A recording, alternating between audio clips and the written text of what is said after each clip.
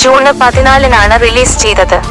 Industry tracker സാക്നിൽക്ക് com കണക്ക് പറയുന്നതനുസരിച്ച് ആഭ്യന്തര വിപണിയില് ഇതുവരെ ചിത്രം 9 ദിവസത്തില് 41.90 കോടി നേടിയിട്ടുണ്ട്.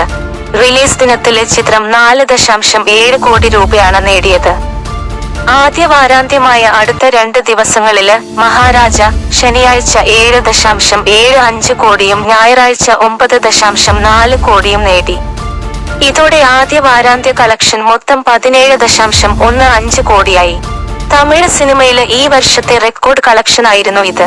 അടുത്ത 4 ദിവസങ്ങളില് കളക്ഷൻ ഇടിഞ്ഞെങ്കിലും വെള്ളിയാഴ്ച ട്രെൻഡ് മാറുന്നത് വരെ 3 കോടി രൂപ ശരാശരി കളക്ഷന് ചിത്രം നിലനിർത്തി. പുതിയ വാരാന്ത്യം വന്നതോടെ ചിത്രത്തിന്റെ ട്രെൻഡ് മാറിയിട്ടുണ്ട്. ജൂൺ 22 ശനിയാഴ്ച 5.4 കോടി രൂപയാണ് ഇന്ത്യൻ ബോക്സ് ഓഫീസിലെ ചിത്രം നേടിയത്. 35.48%